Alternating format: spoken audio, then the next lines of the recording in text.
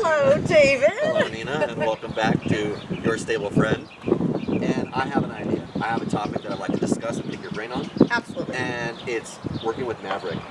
For people who don't know, he's 30 years old. He's never worked in hand or at Liberty. Do you know his history? I do know his history. He was a very traditional hunter jumper horse. He's a beautiful older bay thoroughbred, never raced, and he was in a nice show barn for his entire life, shown by adult amateurs and juniors. And he lived inside a box stall for most of his life, maybe 20 minutes of turnout a day, and back in the box stall. And he lived the life many horses live still today. I mean, at any large equestrian center, that's how they're living. So that leads into when I'm working with him in the arena, in hand, and I'm just trying to walk around the arena, and he's really good, but sometimes he just is nudging into me and walking into me, or he just completely stops to itch himself.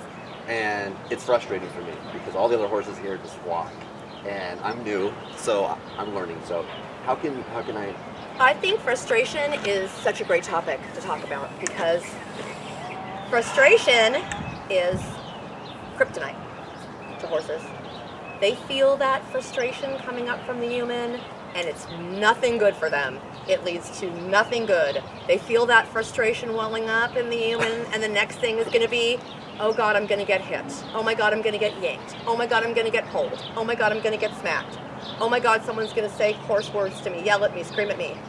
Horses are energetic creatures. I think they have lovely voices, but they don't do a lot with their voices. They do a lot with their energy. And if you watch them, when you watch Mercy and Joe walking around the property, Mercy's very direct about where she wants Joe to go. Joe is very direct about how he feels about that. They are communicating non-verbally, and they're communicating with their bodies and with their energy. And we have to realize that every time we're around horses, whether we realize it or not, we are also communicating to them with our energy. And once you start to realize it, you're a little bit more careful with the type of emotion and the type of mental state you come into the barn with. And you got to leave that stuff at the gate before you come in. It's another thing that bothers them when we're angry, frustrated, upset. Some people say, oh, but I need my horse to make me feel better. Yes, that's true. And that's why they work so well for therapy. But you got to let that stuff go ASAP and not put a damper on their day. They have so much more to give than just to make you feel better. They have so much more to teach in that. So back to the frustration. We have to find a way as equestrians to turn the volume down on that. It's a natural feeling. You know, as children, it's one of the first feelings that you feel. You're frustrated. Nobody's understanding. You're babbling. You can't grasp things with your hands. You can't walk. Frustration is like it comes to us so young, and we carry frustration usually to the grave. But here in the barn with the horses, we have to learn a healthy place to put it. And if you do not, normally you'll ask people about accidents that they have in the barn. How did that accident happen? I was angry. How did that accident happen? I was frustrated, and I felt like I was running out of time, and then I was rushing because I was frustrated and I was angry. It always comes from the negative emotions. Rarely do you hear someone like, yes, I was having this wonderful day and everything was perfect and I got this terrible injury. It doesn't usually happen that way. Usually it's like, this horse wasn't doing it and I tried to do it again because I was frustrated and then I got hurt. So sometimes the horse ends up getting hurt, and that's bad too. I wanna cut in right there because I think this is a great topic, and I want to talk more about the frustration because it's a big thing, and I was dealing with it early on. But say I'm keeping my composure and I'm just relaxed, but he's still walking into me rather than walking straight, or he's walking ahead of me or behind me. So what are like some corrective techniques? So the one thing you're going to keep in mind is, we talked about this before, about the horses and their baggage. At 30 years old, Maverick has a whole big array of suitcases that he's taking around with him. Right. Big, heavy ones, probably. And we have to always realize who we're dealing with. You have to realize who we're dealing with as humans. We have to realize who we're dealing with as a horse and understand what they're going to be capable of at different parts of our relationship with them. So for right now, all you should really be concerned about is that you're going to go down to the arena and you're going to walk, and no matter how long it takes, It's my perfectionism. You're just gonna wait it out. Just let him know. Like when he starts turning in on you or pushing you, just say no. That's not what we want to do. Gently guide him back into the position that you liked, and start again. After the 5th time, if you gently putting him back into the position, he's gonna say, "Oh, I guess David wants me to be over here. All right, let me try it and see." And then you have to reward it.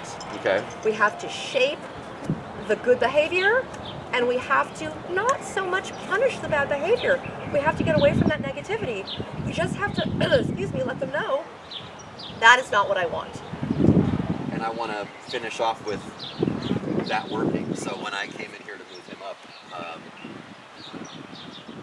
he was free, and he was circling around me, and I wasn't against the wall. And when I said whoa, he didn't continue to circle around, and he stopped right there, and I gave him praise. So it worked. Good, you got it. Every time they do the right thing, you have to make a big fuss over them. It goes a lot longer than them doing the wrong thing and getting punished. I swear to you, it goes much farther away. I've learned that from you. I give him a lot of love. Yes, it goes a lot farther.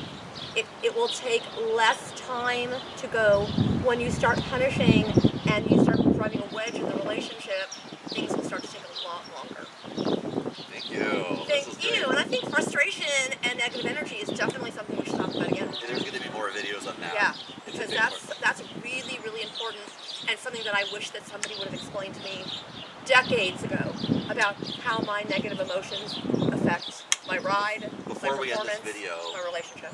Before we end this video, can you tell them when you felt you've changed?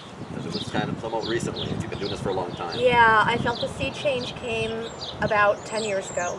It started about 10 years ago. And 10 years ago, out of a 40 or 50 year career. I've been with horses for 50 years. So I had been with horses for 40 years. So 80% of your horse life was unconscious, just going on with whatever emotions. Yeah. And then recently.